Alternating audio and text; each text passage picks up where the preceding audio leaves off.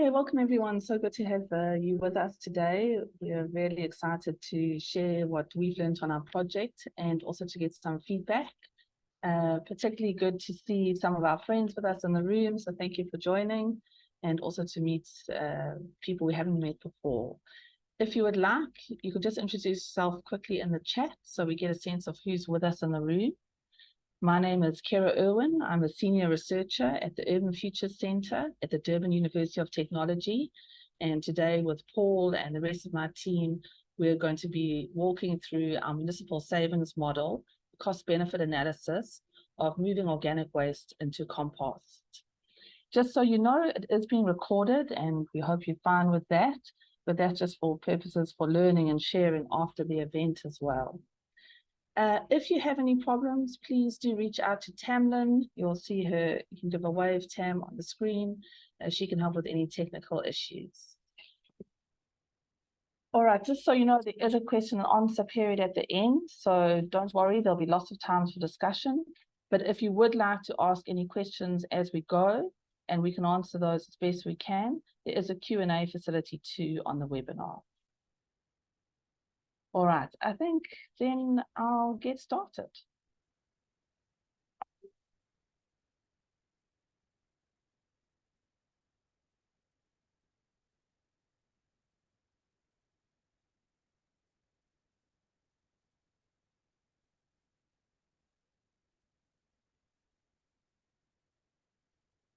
All right, so today really our focus is exploring a municipal savings model for managing organic waste in the city in which we all live in, the city of Durban, which is on the east coast of South Africa. And we've been running this now for almost 2 years. So just to give you a sense of what we were interested in trying to understand better was what was happening to the waste in a really large informal market, which is both street trading and market vendors as well, particularly around the organic fruit and veg in that market. In the first year, we worked closely with traders to get a sense of where people were putting their waste and whether there was any forms of composting or recycling happening in the market. You can see that what we found is that 92% of waste was going to big municipal bins and that 88% of traders were not necessarily sorting that waste. So what you had in the market was municipal bins going straight to landfill with mixed waste. The next step was to do a very careful sort of audit of the waste. So that entailed weighing the bins over 2 sort of research periods and then doing a sorting exercise to get a sense of which waste streams were going into those bins and what was the kind of tonnage coming out of that market. So from just one building, what we call the early morning market, almost 400 tons annually were leaving that and going straight to landfill. This project really wanted to see what could we do if we did something different? What might we learn? And to do this, we wanted to start really with small steps. And so it's been an incremental growing of taking more and more of the organic waste to a very nearby municipal park and starting to do composting there. And what you'll see today is partly those processes, but also how this demonstrates a very viable model for thinking about how municipalities can handle organic waste through what we're calling a very small closed loop model. And this is just to give you a sense of, it's about a week and a bit ago, of how much the composting has grown over this last year. So what was happening before our pilot is that the waste has to go to a transfer center in our city, and that was about 19 kilometers.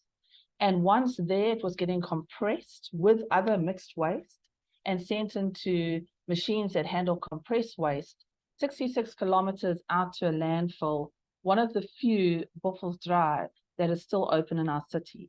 Like many of our cities, we increasingly do not have the space to handle our waste, and neither is the waste necessarily handled in ways that, will at least cause many externalities, especially for climate and health issues.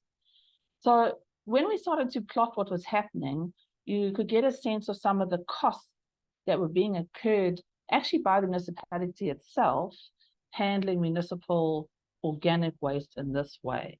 Those are transport costs, petrol emissions coming off that too, as well as landfill space, and of course the climate costs of handling waste in this particular way.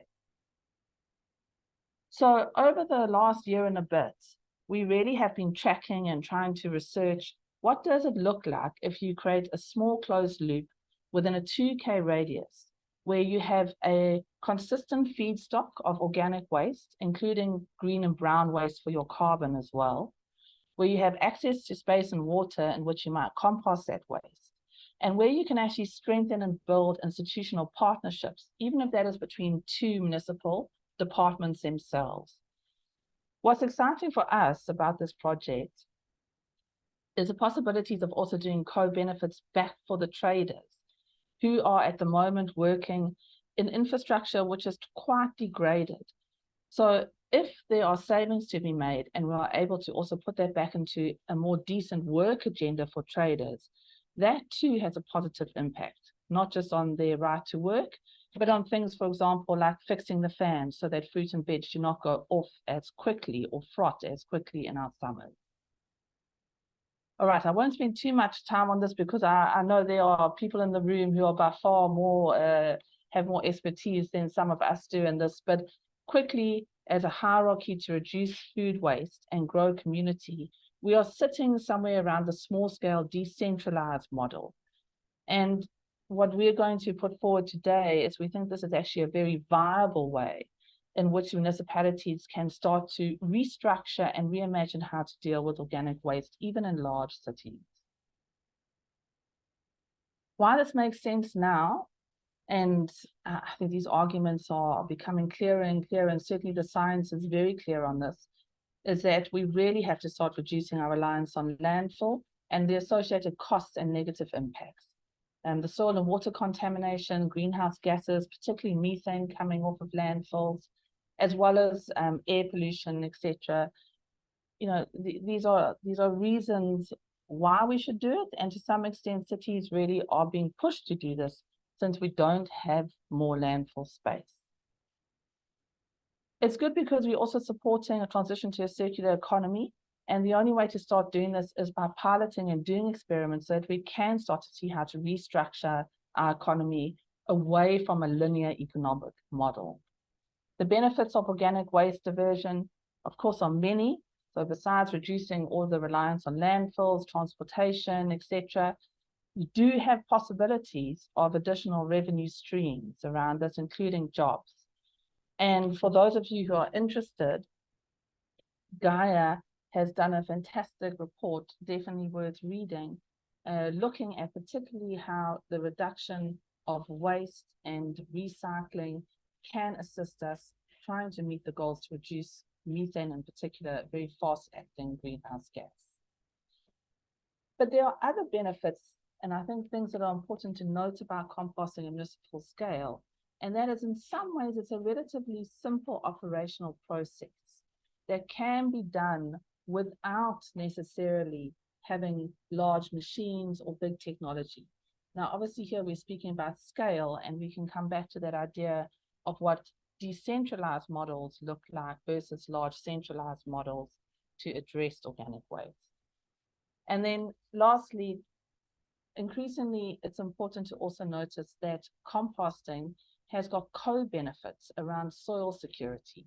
As soils are being depleted, both through pollution and for over-farming or poor farming practices, we need to be able to stimulate and nurture that soil in order to grow food. So the link to food security, and it also means that you reduce the reliance on chemical fertilizers, which are themselves problematic in terms of trying to find climate solutions. All right, so before I hand over to Paul Jones, and I'm going to introduce him briefly now, I think for many of us working in this field, both our cities and our national governments are making sort of goals and objectives to try and meet the climate goals set, both locally, nationally, and internationally. And so solutions like these are really important because they also do meet with policy objectives. But one thing that we were increasingly asked, and understandably so, by municipal officials was that whilst they could see the benefits of this in terms of climate, for example, and sometimes even in terms of health issues, the pressing question is really, what does this mean for us financially? Is this a viable proposition? And so we are very fortunate to work with Paul.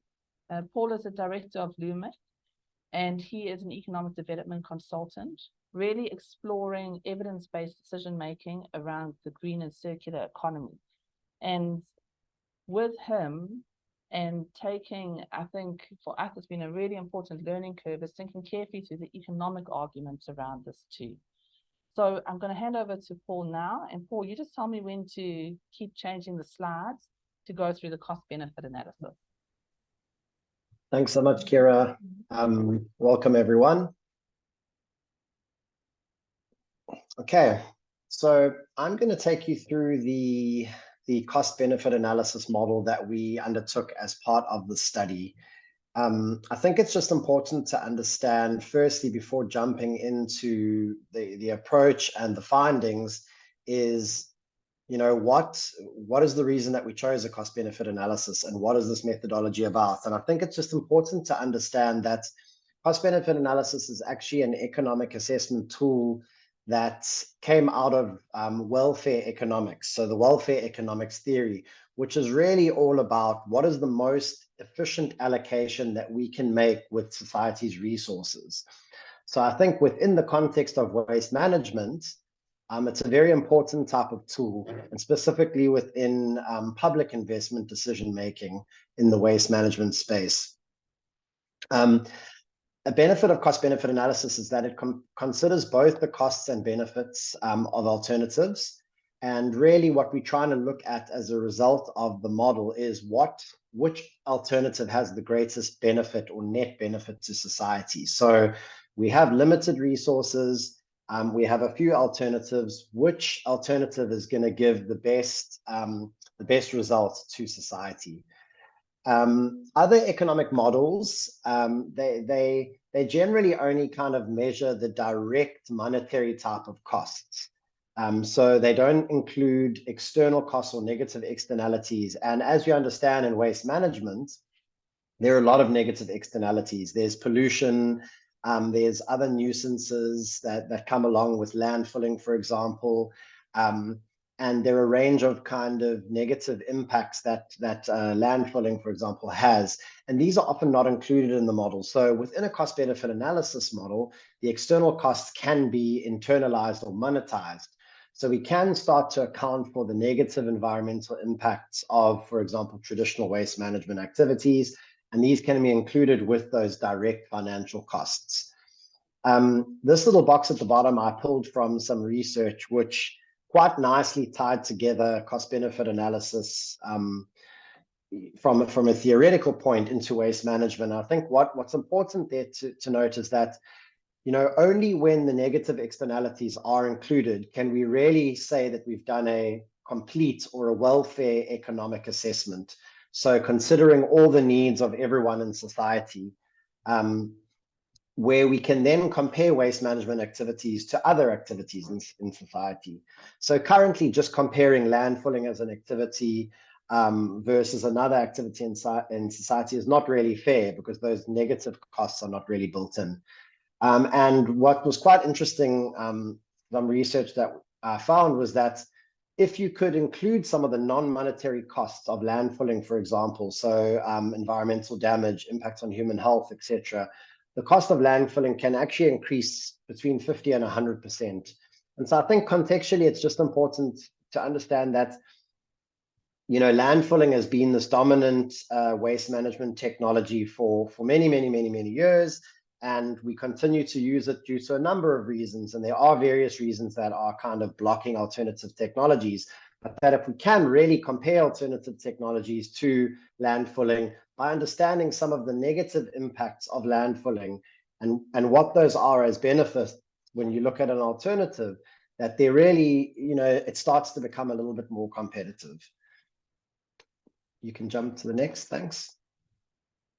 So in terms of the overall goal of the study, it was essentially to evaluate the costs and benefits of diverting food and garden waste from landfill in order to determine if there was a cost or a saving to the eTafuleni municipality. So as Kira presented earlier, there was a pilot project done and an assessment where the amount of food waste that was generated at the early morning market was identified.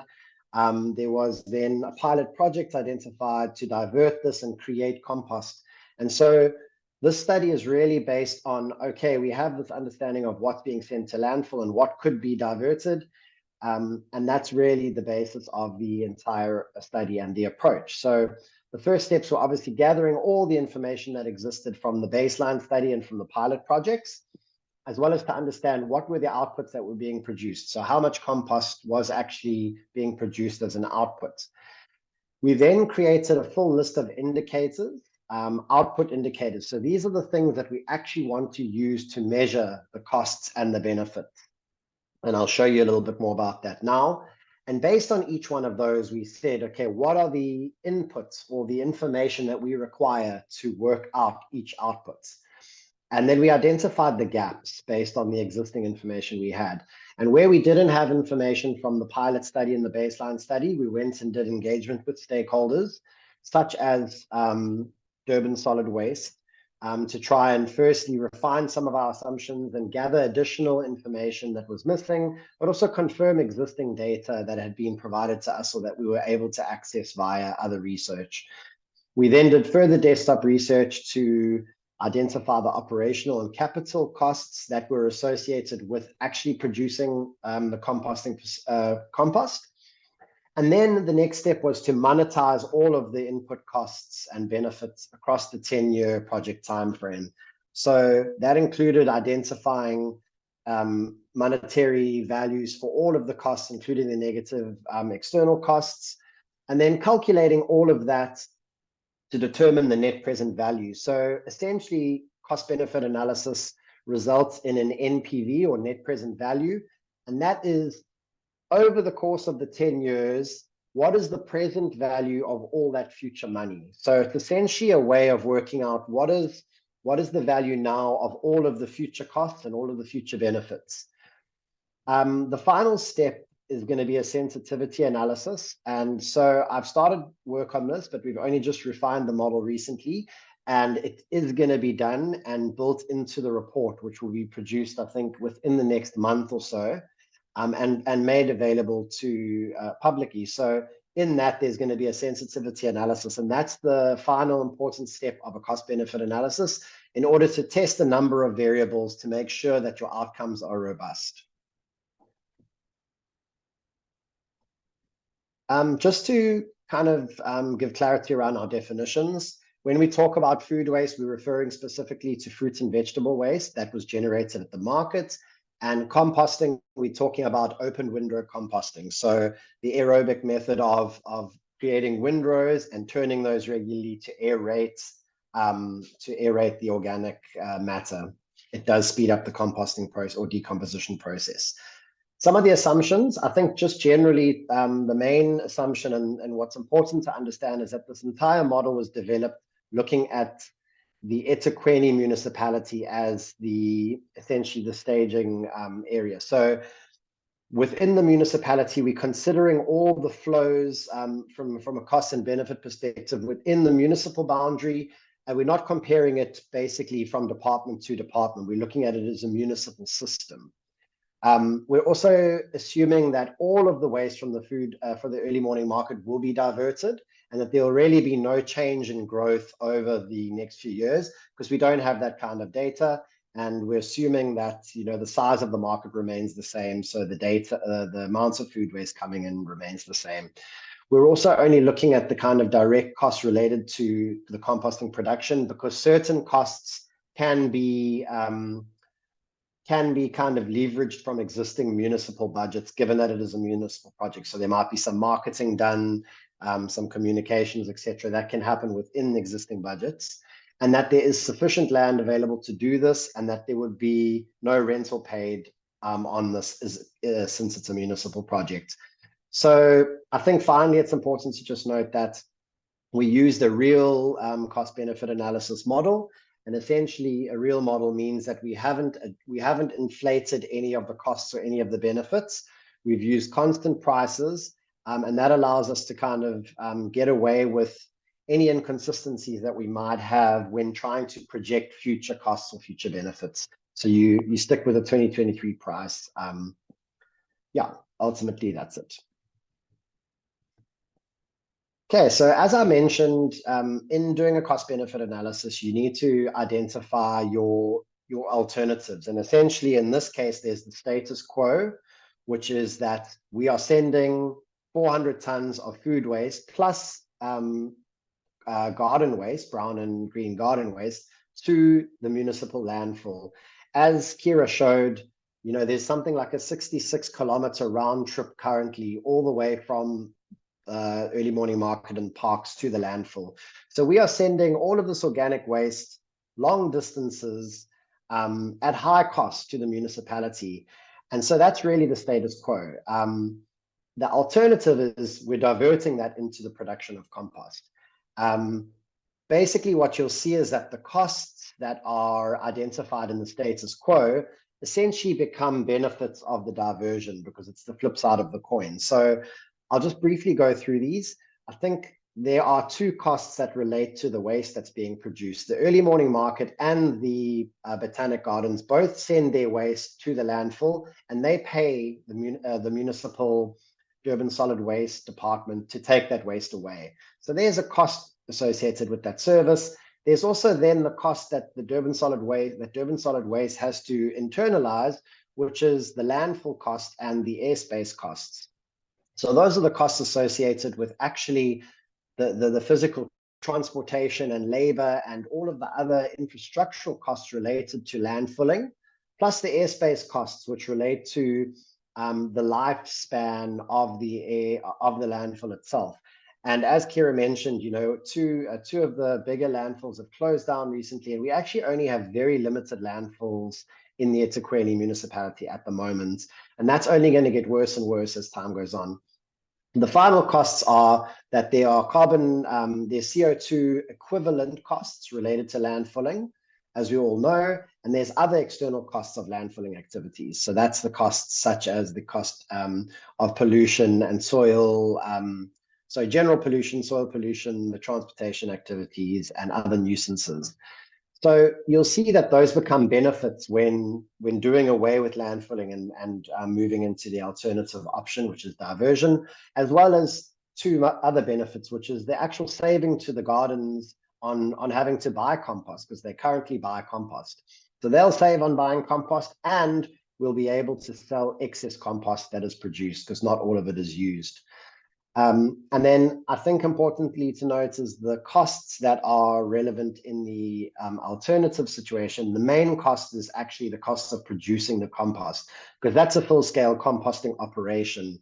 There is a small cost associated with moving the food waste between the market and the botanic gardens, but that's only a 1.5 kilometer trip, so the costs are small. And there really isn't any loss in profit for DSW, because it is a municipal department, and it doesn't really charge a profit or try and make a profit when providing an internal service. The last one to note is just that methane gas emissions are not included in the model because there's currently no methane price that we can use. It is something that we can consider in looking at global methane prices, but they fluctuate so widely, and so we figured that we'd leave it out of the model at this stage. We were able to value carbon dioxide because there is a carbon tax in South Africa. Okay, so based on all of those costs and benefits that I've just presented now, we were able to say, okay, what are the output indicators that we want to try and measure? So this is a list of them, and it says whether it's a benefit or a cost. And you can see that we've then outlined each of those. And those are the things we really want to try and quantify in order to say, is this valuable or not to the municipality? For each and every one of those, we need a whole lot of information to calculate that. So I've given an example here. If we want to work out how much the Parks Department is current or will save on waste removal, We then need to identify how much garden waste they're actually currently sending to landfill, what is the cost of that removal per ton, and how many tons we are then diverting into compost, and we can calculate what their saving is. The same for each and every one of those output indicators. We had to identify a whole lot of information, which was then converted into a really big spreadsheet. And the next slide indicates just a snippet of what that looks like. So there's a whole lot of input indicators. For each of them, we said, what is the unit? We've said, what is the value? What is the source of that information? And we've made additional notes so that anyone who looks at this model is able to quite easily see how we've calculated those figures. So once we had this entire input indicator model, or input indicator sheet populated with all of our values, we can then move forward in terms of developing the cost benefit analysis model. And what we did is we developed 3 scenarios. The first scenario was that we were going to purchase equipment to do the operations. So we're going to buy a big enough truck to move all of our food waste, a wood chipper to chip garden waste, and chainsaws to assist with bigger wooden pieces. And that was the only equipment we were going to buy, and we were not going to invest in any physical structures. So the composting would occur on the ground. Obviously with trenches dug out to capture the leachates, but basically no physical built structure.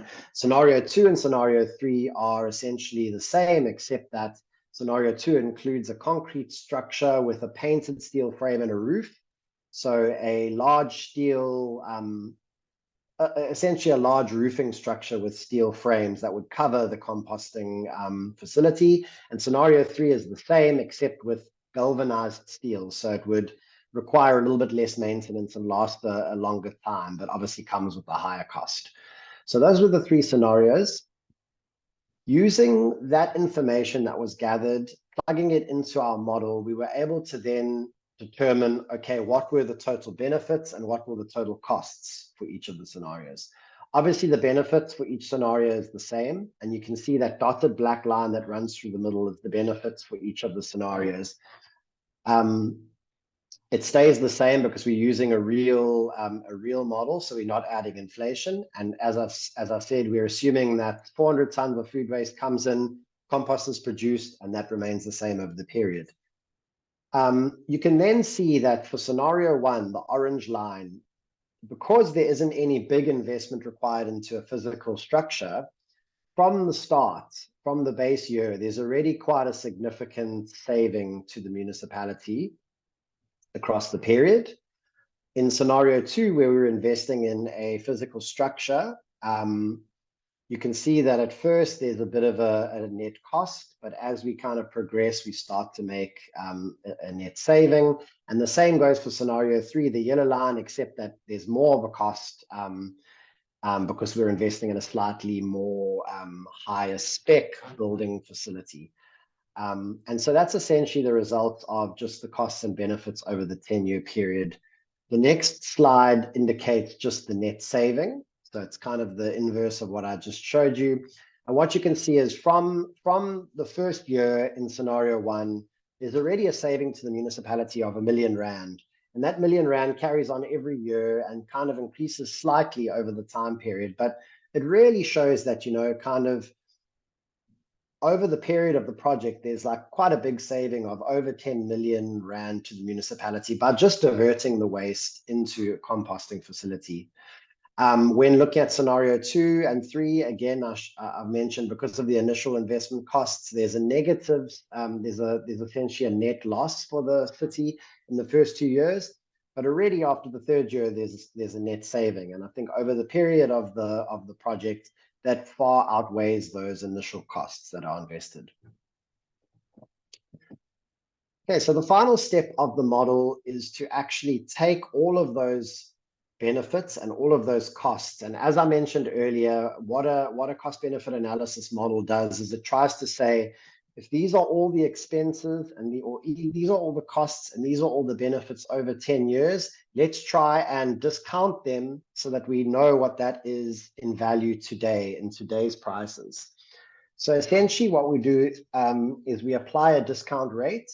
And what we've done is we've used a discount rate that is essentially the real return.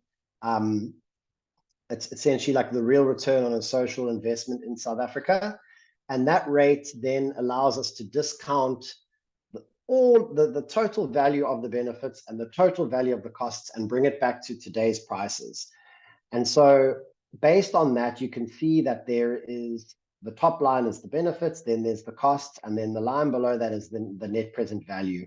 So for scenario one, there is a value in today's prices of 6 million Rand. So it just shows that it's a very profitable, essentially profitable project in scenario one. Scenario two is less so, and again with scenario three, due to quite a large capital investment in both of them. But you can still see that essentially the net present value is in scenario two is 2 million, and scenario three is just over 1 million Rand. A net present value of more than 1 Rand essentially means that if you invest in this project, you will earn more than you would if you invested your money on, on another investment at a 7% interest rate, for example, a real interest rate. So the benefit cost ratio just calculates that into a ratio, and where the ratio is more than 1, it says that you should proceed, and where the ratio is lower than 1, you shouldn't proceed. And you can see that across all the scenarios is a positive BCR, which means that ultimately all three scenarios are good, and that they have a net benefit for the city. But obviously the scenario with the greater BCR is really the one that you'd want to invest in. However, in this case, we would want to consider investing in capital infrastructure like a roofing structure, for example, because there are certain benefits of having a structure over concrete production facilities. Thanks, Kira. Okay, so I think just summarizing, obviously from a cost benefit analysis perspective, I've presented those results, but if you had to look at the broad range of impacts of this project, financially, there are direct savings to the municipalities, parks departments, and the early morning market on waste disposal. So there's a direct financial saving for them. There's a financial saving for parks because they now no longer have to buy compost. And there's a saving to Durban solid waste on airspace and landfill costs. It means that money can be reinvested or extend the life of landfills, or used to build other facilities, for example, recycling facilities or material recovery facilities. The employment impacts, we are creating new green employment opportunities for the city. From an economic impact perspective, it locates viable green activities within communities to address spatial and other inequalities.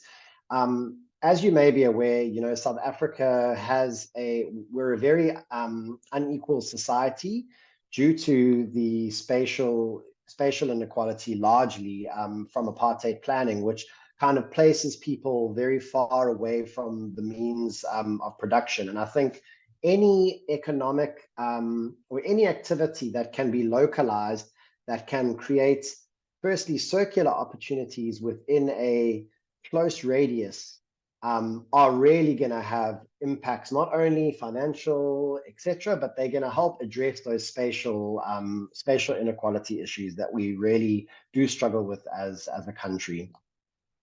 The climate and environmental impacts, as I've mentioned, there's greenhouse gas emissions, largely methane gas emissions, which we haven't even been able to calculate in this, but there's largely methane gas emissions, there's reduced transport, and there's production of compost to replenish the soil, which is a really big benefit, given the fact that, soil depletion is one of the major kind of environmental challenges facing the globe right now. There's the impact on traders, and I think this is very, very important. The early morning market is a very rundown structure where things like the fans are currently not even operating. So reinvesting any of the savings that the early morning market can get from this project means that they can put that money into fixing toilet facilities, making the trading conditions better, and even, for example, fixing the fans, which might have a benefit on the how long some of the fruits and vegetables can stay fresh for. So there's very good benefits there. and especially for the traders who work in quite harsh conditions and markets. That money can be invested directly back into that, and educating them more about the impacts of food waste. I think the impact institutionally are very, very important. This project,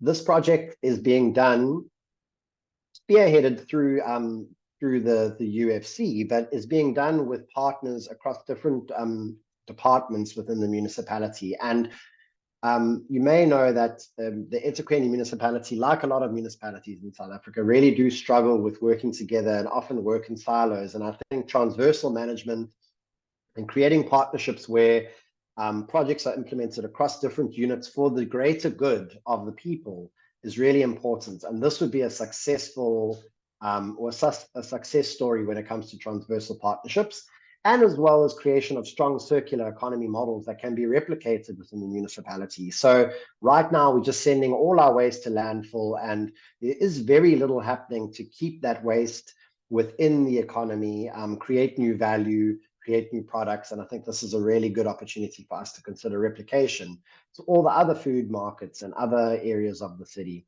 And finally, education. There's obviously direct educational benefits, like having Durban University students in a horticultural department working on the projects, learning, getting training. But there's also broad awareness around education on food waste, which is a huge issue globally, and I think still people don't really understand the impact. So finally, from my side, I think it's just important to kind of bring it all together. The cost-benefit analysis really says to us that based on the substantial cost of sending waste to landfill within the municipality, so given the high cost of sending waste, the transport, the distances, the lack of airspace, given all of those costs, comparing them with the savings that we generate from creating compost, selling compost, from diverting that waste, this project really does create a net benefit for the city across all scenarios. I know I haven't completed the sensitivity analysis yet, but I've done parts of it and tested certain variables. And so far, even testing it with certain other variables, there hasn't been a case yet where the NPV of any of these scenarios is negative. So it is just showing that it's pretty robust and that this is a model that really needs to be considered going forward. Yeah, and other than that, there's also a bunch of positive impacts, which I've already indicated. Jobs, better conditions for traders. There's the climate impacts, education, and stronger partnerships. So overall, it really is a proven, the pilot project has really proven to be worth replicating, worth expanding, and worth growing, and also worth other cities around the world and around South Africa to consider looking at similar types of opportunities. Thank you.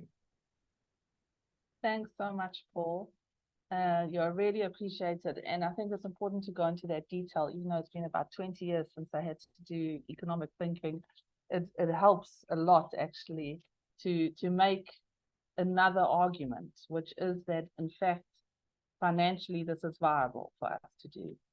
So just before we open up for questions and answers, and please, we really welcome any comments or questions, because it's important, I think, that we are very open to learning as we go, so we can get something that we think is able to scale up.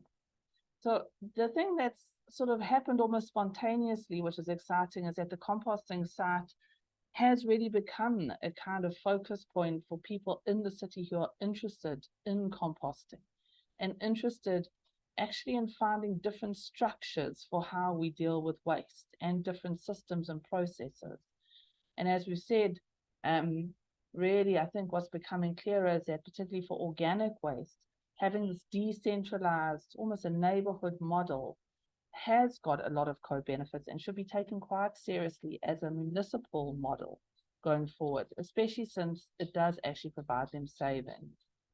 So what we've done, and Tanya Diram, who's on the call with us, one of our team members, has been heading this up, is in GIS mapping, is to see where do we have other fresh fruits and veg markets in the city, and within a 2K or at worst a 5K radius, where is a public park that has got the space and the facilities in which we could compost that waste. And so that's really where we want to move forward to in the future, seeing could we do this at another market and then another one and another one. And what does that look like as we learn to work with a structure that's decentralized? The other thing that's been really positive, and I'll have a look in a minute, I'm hoping some of our city officials who've really helped us champion this are also on the webinar, is that we've had a report passed in council that allowing us to set up a memorandum of understanding with the city so that we really do enter into partnership as we try and see how we might do something different to the benefits of us all. All right, thanks so much. I think we're going to stop there, and we'd love to hear from you or if there's any questions that we're happy to take. Luckily, there's actually a few of us, so Tamlin's just bringing you into the room as panelists so that you are able to unmute and hopefully even put on your video if you want to say hi.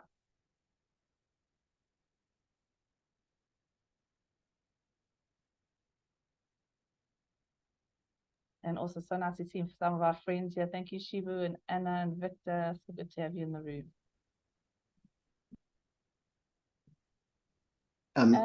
Kira, I see there is a question from Shibu. Yes, I can, I suppose, answer the first one and then pass to the second one. great. So yeah, Shibu, I think it is quite, we weren't able in this model to really compare the jobs or livelihoods or opportunities created in the composting project to the status quo, because I think in the case of the status quo, it's this entire municipal department with thousands of employees operating, you know, the waste removal service. And so I think it is quite difficult to, in this case, identify exactly how many jobs are dedicated per ton of compost, for example. I think that actually would be something quite interesting to look at as we move forward as well, is to see maybe the solid waste department is able to give us an indication. They've given us a cost per ton, which is the cost that we were able to utilize as their landfill cost. But whether there's any kind of parameters that they use that kind of compares operational employment opportunities to tons, you know, that might be able for us to give that comparison. But until then, yeah, we aren't really able to do that kind of comparison. I think I know Tamlin will answer the question around quality of the compost, but I think just to mention in terms of the model itself, the price that we used for the price that the Parks Department currently buys compost for, that's the same price that we've assumed that they'll be able to sell it for. It's at a quite reduced rate. So we've been quite conservative in the price that we've used for the sale of our compost. Yeah. Yeah, thanks, Paul, and thanks, Shibu, for the question. It's a good question. So I think one of the benefits for us is that we teamed up with the DUT horticulture department. So we have some horticulturalists and some scientists with us on the team, and we've been quite rigorous with testing our compost as we improve our recipe and as we change things. And that includes lab tests as well as pot trials. So we did some pot trials where we tested our compost. We grew 3 different crops, and we tested it against another 6 types of compost. It included 2 commercial varieties that the Parks Department does use, and some other partner composts. And the good news was that our compost outperformed the others, and actually we won't mention the names of the commercial compost, but those composts were largely just bark chips and had very little nutritional value. So definitely the compost that we are creating is got far more nutrients than what the Parks Department is buying. Thanks. Thanks, Sam. Victor, I wonder do you mind if I ask you to ask your question live? Just around how we're using it in advocacy.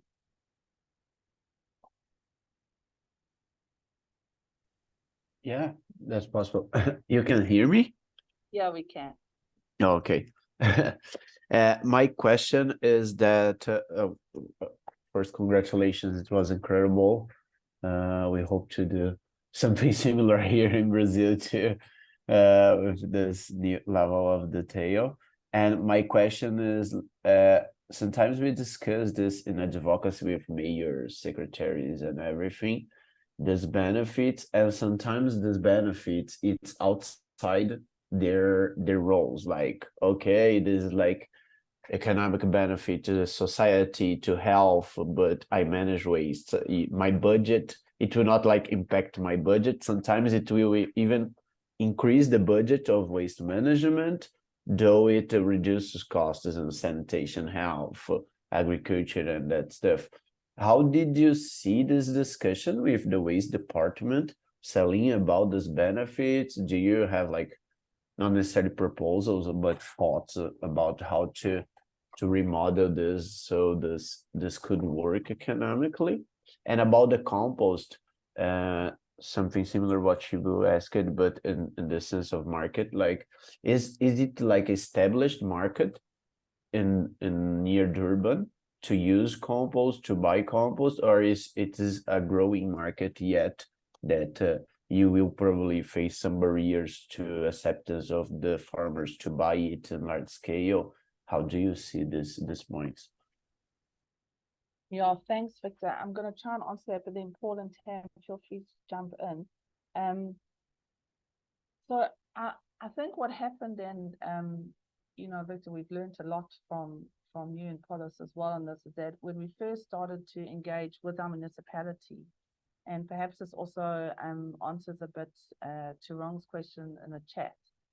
It's you know, most people can buy into on the surface the kind of social and climate benefits and even some of the economic benefits, but that question around the financial costing, particularly with one official who sits in the chief strategy office and deals a lot with the budgets, was a kind of wall that we hit, because what he was saying is that it all sounds lovely, but until I actually know what the business case is for this, I can't support it, even though it was looking at moving sort of funds between two municipal departments.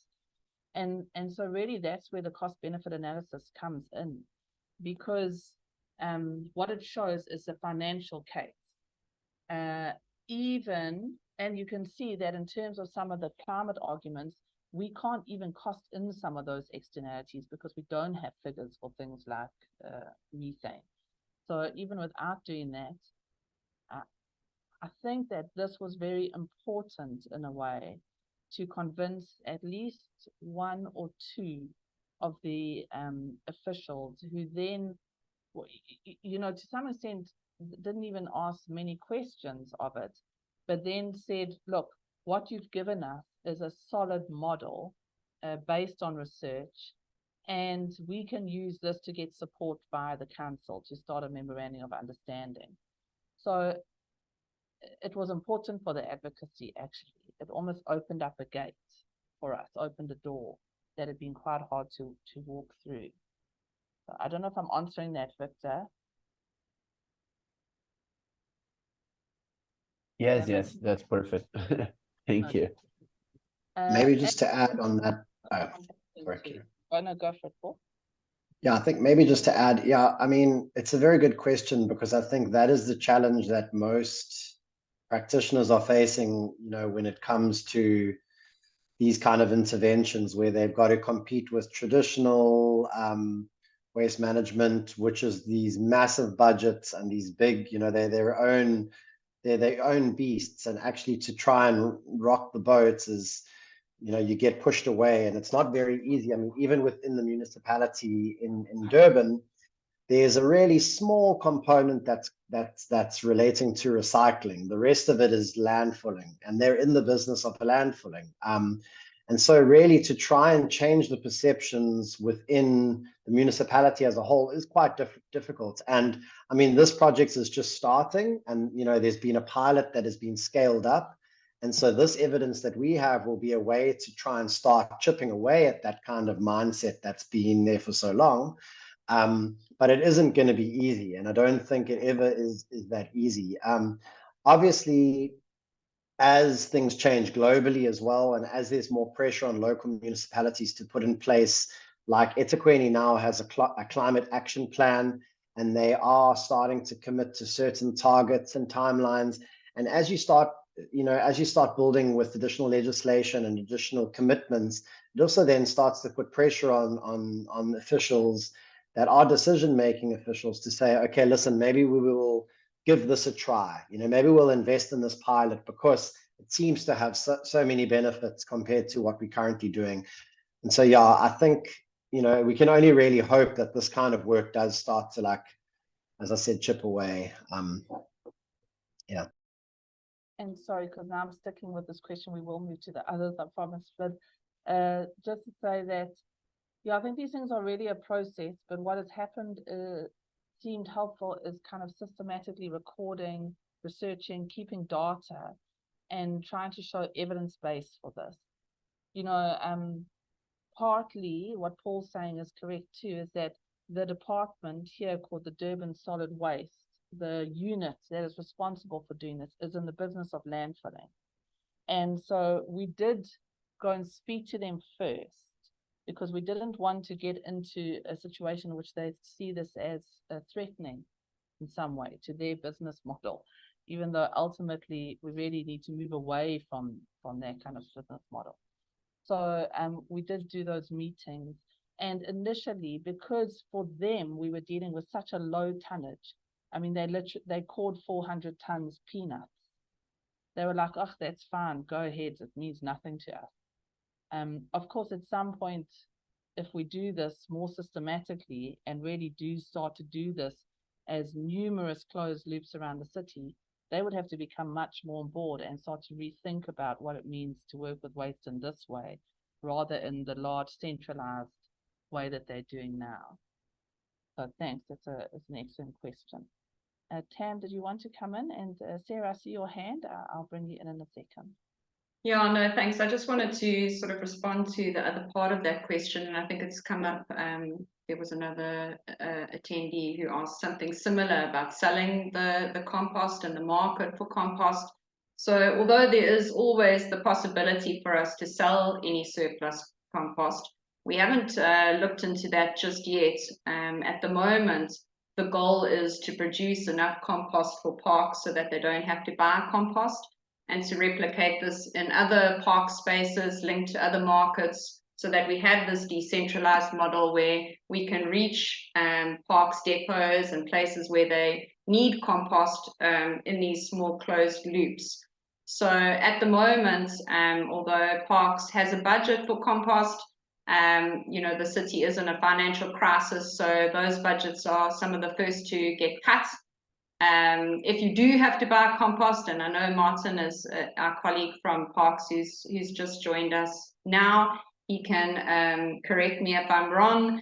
Parks would have to buy compost from suppliers via middleman, so it often becomes more expensive to buy compost than it really should be. So this is really a huge saving for parks, because they essentially don't have to buy the compost. We make it on site.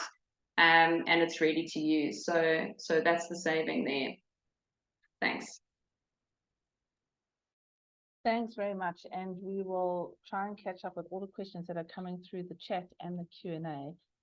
Sarah, would you like to come in? I see your hand. Thank you, and good afternoon, everyone, and thanks, Paul and Kira, for great presentations. Two things, if I may, and then I can jump off again. Paul, I just wanted you to refer to the fact that there were benefits of a roof and concrete structure. I just wanted to ask what those benefits are, because to my understanding, and as you know, we're doing a small scale pilot as well, where we're using treated food waste as well as garden waste. My understanding is that particularly if you're going to aim for, say, 20 localized sites around the city, for example, it's a good idea to keep them open air, because you need moisture for the composting to happen, and also to keep the waste piles that you create in contact with land, with soil itself, because of course a lot of the beneficial pathogens involved in composting comes from the soil itself. So it's helpful that you have that contact such that those pathogens can come up and play their part. So that's one thing I wanted to ask, and of course it adds to your scenario 1, which showed to be the most cost beneficial scenario if you didn't have to add those structures, which to my mind would seem unnecessary. But number 2, I just wanted to add to the fact, and I saw that was one of the questions asked in the chat about adding food waste. Of course, there's another collaborative potential benefit there for the city in terms of public-private partnerships, because don't forget, a lot of businesses and hospitality sector, etc., are also looking for answers to do with their food waste as landfills are filling up, and it would benefit the whole process. Would benefit municipal compost making to add, for example, Bokashi treated food waste to municipal compost heaps, because it decreases the composting process, you know, by 60%. You have a ready compost product after, you know, 2 months as opposed to 4 or 6 months. So there's a lot of beneficial and a lot of opportunities there potentially in working with public-private partnerships. And thirdly, it adds to the dynamic of a positive composting economic model, in that the hospitality sector, businesses, etc., of course, pay to have their waste taken away to be added to the compost making facility. Thanks, Anyway, Sarah. thank you. And I think that just to say on that last point, then I'm going to hand to Tam, I think, to handle the roofing question and leachate. You know, if we have to dream what we hope for our city, is this idea of a patchwork of closed loops. Each of those closed loops, the beauty of working in that decentralized model is that you can really build on the resources that are there in that particular radius, in that geography. So exactly what you're saying. I mean, these closed loops for composting in some cases are going to be private run closed loops, and others will be public partnerships with private businesses. Others might be residential. So, you know, as we scale up, we'd love to start experimenting with that. Because this was a pilot, in some ways, the research was important to keep the variables quite stable so that we could show that it's viable. But there's nothing stopping those starting to explore how we might bring in many more stakeholders. And of course, to some extent, what we hope is that the municipality takes this on. And so for them too, that is the question of how will you work with stakeholders around a system in which you're dealing with organic waste in a very different sort of practice than what they're used to. So I think that's really valuable. Thank you. Tam. Yeah, okay, so just about the structure. So I think, Sarah, it's not a closed structure. It's literally a roof. So it's important for us that it's maximum aeration for the windrows. And the design we drew on some of our colleagues who've developed structures of that size, like Shibu, who's in the room, to get the perfect sort of design so that we're not closing off air. Then yes, the concrete floor, at first we thought that was kind of important, because when we were producing the windrows, there was a lot of leachates. Our windrows are ready in 3 months, and some of those windrows were producing like over 800 liters of leachates in that time period. And we were struggling at the start with the volume coming out of all those windrows and what to do with it every day, trying to dilute it and reuse it. So we started looking at designs, screened concrete floors with drainage systems that do become quite pricey. But actually what we've discovered since then is changing the recipe, and in particular adding more wood chips actually absorb that leachate, so that we do not have that same sort of leachate problem whatsoever anymore. So I would actually argue that we don't need that concrete floor. We do have the windrows now on land that has been slightly with a slight gradient, and as I think Paul mentioned, we've dug a trench, then we layer a layer of plastic so that any leachate that does come out of the windrows gets drained out into a bucket on the other side. And we did worry actually that the windrows weren't touching the soil. we thought perhaps earthworms wouldn't get in, or it would affect some of those good microorganisms. But again, what we found now is that when we harvest that compost after 3 months, there's a lot of earthworms. And you know, Natalie from Convert the Dirt, we've got a soil biologist that works with us. We've taken samples from different parts of that windrow, including near the bottom by the plastic.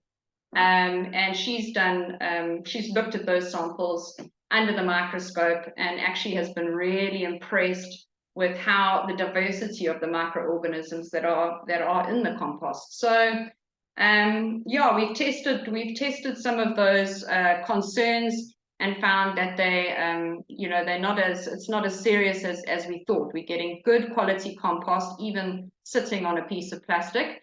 The roofing, I still feel like is quite important, because I'm worried about our rainy season. You know, we get very heavy rains in parts of the year here in Durban. Yeah, we've got to see now when the rains come what that does to our compost. As a temporary measure, what I think we're going to do is cut pieces of plastic, watch the weather, and if we feel like there's going to be 3 or 4 days of heavy rain or localized flooding, try and cover those windrows for now, until we could maybe raise funds for a roofing structure. Thanks. Can I just add in response, sorry, just to, look to the couple of commercial composters out there, because certainly they've got big established operations which are not under roof. And I think the moisture can be more beneficial than non-beneficial. But secondarily, you're right, if there's a heavy and extended rain period anticipated, then it's easier then to cover up. And then the second only comment is, having plastic underneath, one's going to have to be careful over time that you don't end up creating a different problem in terms of plastic microparticles becoming part of the soil mix and the compost mix. So again, as you say, if you get the recipe right, there shouldn't, to my knowledge, there shouldn't be an issue with leachate. Thanks. Okay, I don't know if we've answered the majority of questions, but if there's another pressing question, we'd be happy to take it. Kira, there are quite a few in the chat as well that I see now have been posted. Adriana? I think just before Adriana, There's also one here that maybe Tanya and I could try and answer, from Kaifi, but maybe I just need a little bit of clarity. Kaifi, you're talking about the importance of monitoring the compost, specifically for ULB. What's that acronym? Help me, and then we can maybe talk a little bit about the compost monitoring. I don't know if you want to ask the question live.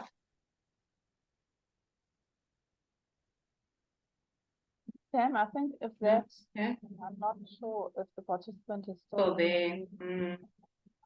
Okay. But you can't type those answers into the answers, the box there, if that's okay. Okay. The other questions were also around household food waste, which Yes. I think we know. Shibu raising, of course, very important questions here, that some of the bigger challenges are also around potential corruption in the sector. And of course, as we do start to push to change systems to address issues of climate justice, new opportunities emerge, and that is something to think of too. And another point that he raised, which I think is equally important, is that I know in our city, and perhaps in some of the cities where you're based too, we have informal dumping. So it's quite difficult to get a sense of how much is going to landfill and how much is actually being dumped informally. This too actually is maybe important to raise just in terms of trying to get accurate data in our city. So even when we're doing this cost-benefit analysis, it can be quite difficult to get quantitative figures to use. Even the municipality doesn't have a sense fully of what is happening with waste. And so perhaps another incentive is that being able to work at a small pilot level does allow you to actually create some of that empirical data. It's important. It doesn't answer our big data questions, but it somewhat reveals what's happening in smaller locations or localities. And with that, we can get a sense of what is happening. I think, Adriana, I don't know if you feel comfortable coming in and just talking about the methane emissions, the abatement costs. We would be interested actually to hear about that. South Africa does not have that yet. Okay, can you hear me? Yes, we can. Welcome. Yes, hello, I'm Adriana Gomez. I'm from the International Institute for Applied Systems Analysis, IASA, located in Austria. And I'm talking about that because we actually are currently working also on projects related to estimating the reduction potentials of methane from the waste management. And then our expertise is actually air quality and greenhouse gas emissions inventories. So I think this project serves as an input to estimate what happened if it's scaled up, what are going to be the benefits in terms of reductions of methane, and probably not just methane, but some other kind of air pollutants, not just regarding disposal of waste in landfills, but maybe some open burning that is also happening and so on. So it is, and I think it will be interesting just to have a quick estimation on how much that project is reducing in terms of so if you have the quantities of avoided landfill, so develop some kind of a scenario to say, of course, if you have this measure, you will reduce that much emissions, and at what cost.